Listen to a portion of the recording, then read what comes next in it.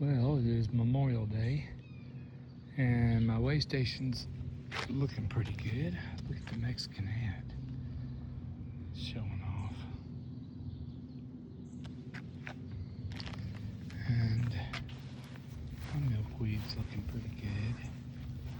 And that's pretty. Check this out. I've been working on this bed. I've got lots of milkweed in here. And I've got some Tatarian aster. I've got Leotris scattered about. A few cosmos around the back. Anyway, I've been working on it. Up here, I removed the big hydrangea that was right there and replaced it with that little tiny spice bush. There's a spice bush right there. Another one, and then there's one that's a little bit bigger right there.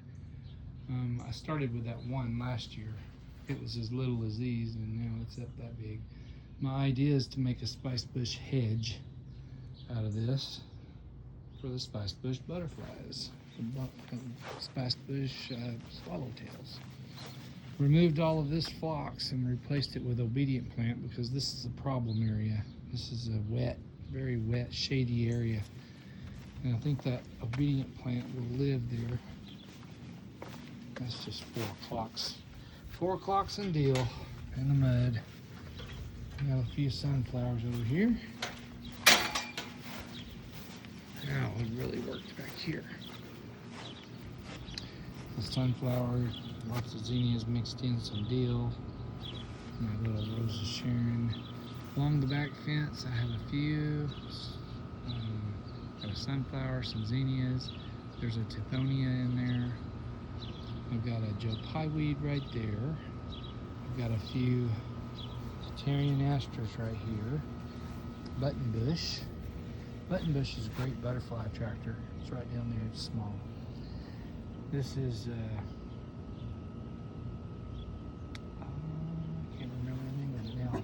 Scabiosa. And I've got some little butterfly weeds down there. That's a pawpaw tree. Yep, a pawpaw tree. I'll probably move it this fall, but he's growing right there for right now. And what else? I've got some native right here, Asclepias viridis. These are, look at those coneflowers, man. Those coneflowers are ready to blow. They're gonna pop everywhere. But I've got Echinacea pallida. This is pale purple coneflowers. Or they're not purpura, they're pallida. Anyway, they're kind of cool. And I've got cup plant back there that's not really taken off yet. Hopefully it will. I've been working on this milkweed. There's a lot of aphids, and I've been smashing aphids today. There's a wasper looking for a caterpillar. I'm afraid you're not going to find one, son, because I only found one monarch caterpillar. He was pretty big. Anyways, back here I've been working. I've got some little baby, what do you call those? Greg's Mistflower. I've got native ashy sunflower right there, and a native aster back there. I've got swamp milkweed right here, native marshmallow. There's boneset back there, lots of obedient plant, some zinnias and some 4 o'clocks. This is my new get up for, I've got 3 Dutchman's pipeline. I planted a Mexican sunflower right there, Tithonia. 1, 2, 3 of them. Back up. I'm gonna have 3 Tithonias right there. It's gonna make a Tithonia wall, sort of. And I've got some cosmos out here in the yard. These are my Maximilian sunflowers. They're looking really good this year. They're gonna take off. And that Leotris is doing great.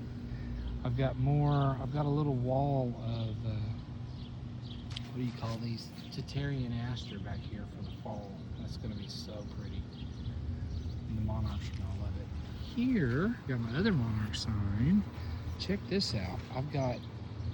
ironweed, and I've got prairie liatris, 4 big prairie liatris that I got at Southwoods, and those are supposed to get up to 5 feet tall blooms, maybe even taller, so that'll be great. My milkweed's down there. He's trying to survive this native aster. Look at this aster. I had to pull the Gilardias out of it because the aster's so big. It's just taken over. And this milkweed looks really pretty good. I've got swamp milkweed back here. There's another Greg's Mistflower. Another new swamp milkweed in the corner. There's a swamp milkweed. We've got some, these are just the native Gilardia Pagellas. But look at these, aren't these gorgeous? They smell wonderful. That is my Joe Pye weed. It's looking great back there. This is a new addition today. Just planted it well yesterday, I guess. But that's clustered mountain mint. That's gonna be so awesome. I can't wait to see what that is. More Joe Pye weed that I started from cutting the tops off of a couple of plants that stuck down in the mud. And got great Joe Pye weed out of it. It's come back this year stronger than ever. Here I've got a senna back there, a little bitty baby senna, and another one right down here. That's another butterfly host plant for the clouded sulfur butterflies. These coneflowers, these are just regular old purple coneflowers, echinaceas. They're taller than that bloom is taller than my 4-foot fence. They're that big. These are kind of pretty. Down here, I've got a volunteer tomato plant. There's my other senna is back there behind it. Back here, there's some aster, a gray coneflower that should get up a 5-foot bloom. There's some more scabiosa down there. This is a real pretty echinacea. I like that one. It's got a lot of buds on it. Look at all those buds. And that's just a regular old purple coneflower. We've got lots of little caterpillars back here. You see those on this bronze fennel? There's a lot of caterpillars on there. That baby's gonna get bigger and bigger. And here I cut my frostweed back because I had 2 pieces over there that were kind of getting wonky, not out where I didn't want them. And I heard if you trimmed them that they would do good, so we'll see. That wild looking thing, look how cool that is. There's a fly on it. It's the first pollinator I've seen on there. Look how cool the leaves are.